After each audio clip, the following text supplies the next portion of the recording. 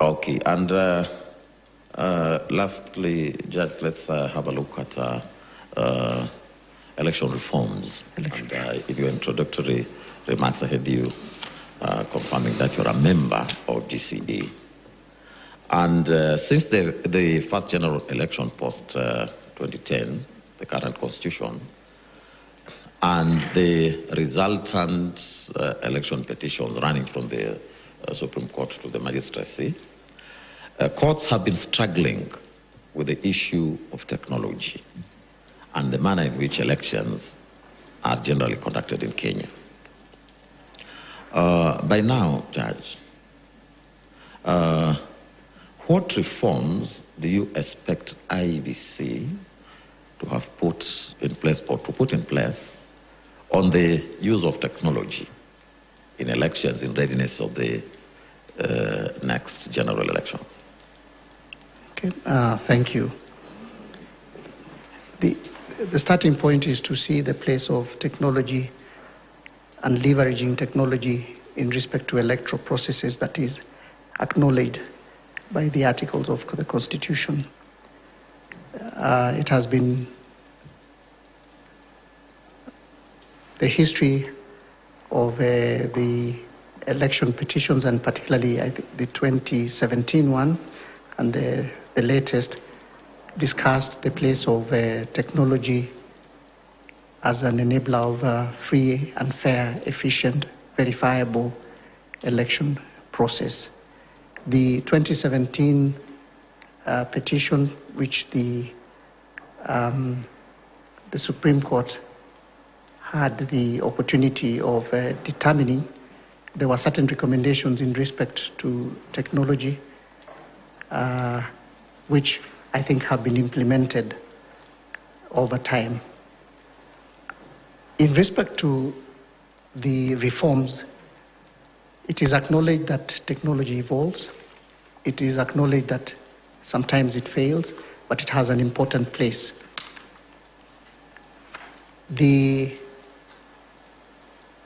legislation that is available there provides a general framework which anticipates the ever-evolving nature of technology. Again, I do not know whether election reforms should be prescriptive of questions of technology, acknowledging that the technology used today will be outdated tomorrow. That would be my tentative view.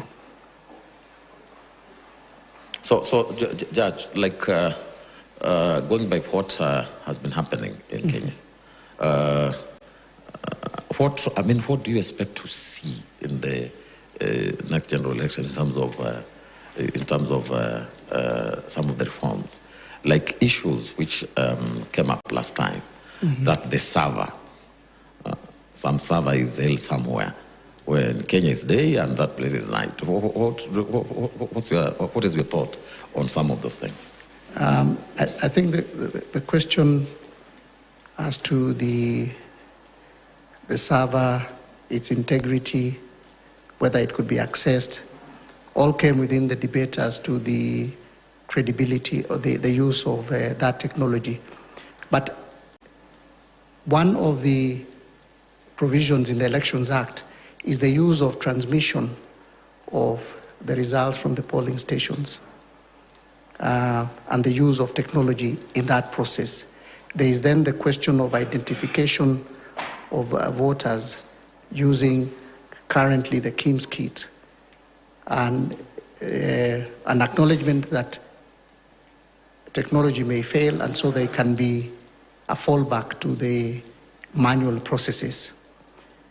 What I would expect to see in the upcoming elections perhaps is a deeper an explanation as to the technology that is used, so that the public is aware of the nature of technology and how it works.